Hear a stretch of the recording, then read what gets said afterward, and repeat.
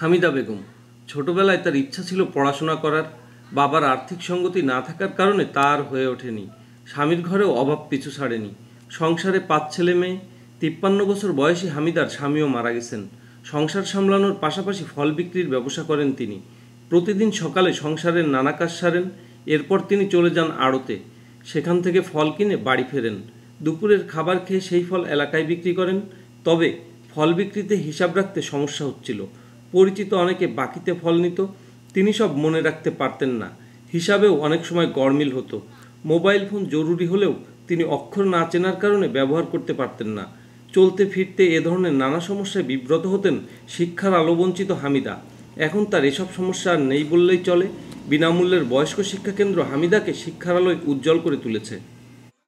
আমি মনে মনে করতাম যে একটু পড়াশুনো যদি করতে পারতাম, যদি শিখতে পারতাম, তাহলে এই যে কোরআন শরীফ পড়ি বাংলা অর্থ বুঝতাম না, যে পড়বো ওই কোরআন শরীফ এইভাবেই আমরা পড়ে যাচ্ছি। তা আমার মনে একটা আশা আছে যে বাংলা অর্থ দিয়ে যে কোরআনটা, ওই কোরআন শরীফটা হাদিয়া করে আইনে ওই যে আমি পড়বো, মানেও বলতে পারবো, তাহলে আমার পড়াটা সই হবে। এইভাবে আর কি আমি মনে মনেই করতাম। তারপর দেখলাম যে এই পড়াটা শুরু হলো, এই পড়াশুনোটা যখনই এলো তখন আমি বললাম যে আমি পড়বো। এই বলে আমি পড়াশুনো করলাম, নাম দিয়ে পড়াশুনো করতেছি সেই দিকে। তা আমি বহুত কিছু শিখেছি। আগে এইসব কিতাব জানতাম না। মেলা টাকা পয়সা মানুষের মার দিয়েছে এবং এলো কতজন ফাঁকি দিয়ে গেছে, কয়দিন গেলে আমি মনে রাখতে পারতাম না। এই টাকাটা এখন আর মার দিতে পারে না। এখন এইসব কিতাব আমি পারি। এখন যা নেই, যে কয় টাকা বাকি থাকে আমি লিখে রাখি। এখন হামিদা আড়ত থেকে ফিরে বিকেলে নিয়মিত স্কুলে যান। সন্ধ্যায় ছুটির পর ফল বিক্রি করেন। হামিদার মতো 70 জন মহিলা ও 20 জন পুরুষকে 2 শিফটে গত 1 বছর শিক্ষাদান করছে ওয়েবভিত্তিক সংগঠন যশোর ইনফো ফাউন্ডেশন প্রতিষ্ঠিত বয়স্ক শিক্ষা কেন্দ্র। যশোর শহরের শঙ্করপুরে প্রতিষ্ঠিত এই কেন্দ্রে শিক্ষার্থীদের মধ্যে অনেকে আছেন মোটামুটি অবস্থা সম্পন্ন বাড়ির গৃহিণী। পাশাপাশি পুরুষদের সবাই শিক্ষাবঞ্চিত কর্মজীবী।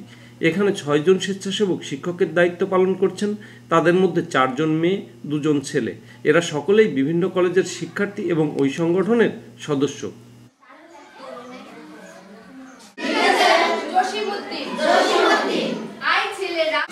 আমি এখানে 1 বছর যাবৎ পড়াচ্ছি। এদেরকে পড়াতে যতটা কষ্ট হয়, ছোটো ছেলেমেয়েদের পড়াতে অতটা কষ্ট হয় না, কারণ এরা ছোটো ছেলেমেয়েরা একবারেই সব কিছু ধরতে পারে, কিন্তু এদেরকে বারবার করে বলতে হয়, সহজে বুঝতে চায় না, মনে রাখতে পারে না। সুতরাং তাদেরকে বারবার করে পড়াইতে হয়। তাতে আমাদের কোনো কষ্ট হয় না, বরং আমরা আনন্দের সাথেই তাদেরকে পড়াই। এখানে আমরা কোনো পারিশ্রমিক ছাড়াই এদেরকে পড়াচ্ছি। শিক্ষার কোনো বয়স নেই, এ স্লোগান নিয়ে নিরক্ষর বয়স্কদের প্রতি পদে পদে বিপত্তি থেকে রক্ষায় সম্পূর্ণ বিনামূল্যে এই কার্যক্রম চালিয়ে যাচ্ছে তারা। এমনকি শিক্ষার্থীদের বই খাতা সহ লেখাপড়ার সরঞ্জামও সরবরাহ করা হচ্ছে সংগঠনের সদস্যদের চাঁদার টাকায়। অনেক সময় সামর্থ্য অনুযায়ী অসুস্থ শিক্ষার্থীদের চিকিৎসার খরচ দেওয়ার চেষ্টা করছেন এই সংগঠনের সদস্যরা। যশোর ইনফো আজ থেকে প্রায় 14 বছর আগে রানিং হলো। তো এটা আমরা 4 জেলা নিয়ে কাজ করতেছি, বৃহত্তর 4 জেলা, মাগুরা, ঝিনাইদহ, যশোর, নড়াইল। তো আমরা আগে এই তথ্য প্রযুক্তির যুগে আর কি কীভাবে তথ্যগুলো মানুষের কাছে পৌঁছে দেওয়া যায়, এইভাবে আমরা কাজ করতেছি। এরপরে আমাদের কাছে মনে হলো যে আমরা আর একটু সেবামূলক কিছু কাজ করি। তো সেক্ষেত্রে আমরা যশোর ইনফো ফাউন্ডেশন প্রায় বছর খানিকের বেশি হলো ইনফো ফাউন্ডেশন লাইসেন্স নিলাম। এরপর এটা নিয়ে আমরা কাজ করতেছি। তো প্রথম যে কাজ সেটা হচ্ছে শিক্ষা। অনেক বিষয় আছে যে তারা জানেই না। তো সেক্ষেত্রে আমাদের কাছে মনে হয়েছে যে এই যদি আমরা একটু মানুষের শিক্ষার বিষয়ে একটু সেবা দিতে পারি। হামিদার মতো আরও বেশি সংখ্যক মানুষদের শিক্ষার আলোয় আলোকিত করতে যশোর ইনফো ফাউন্ডেশনের এই মহৎ প্রচেষ্টার ধারাবাহিকতা বজায় রাখতে সচেতন মানুষদের এগিয়ে আসা প্রয়োজন।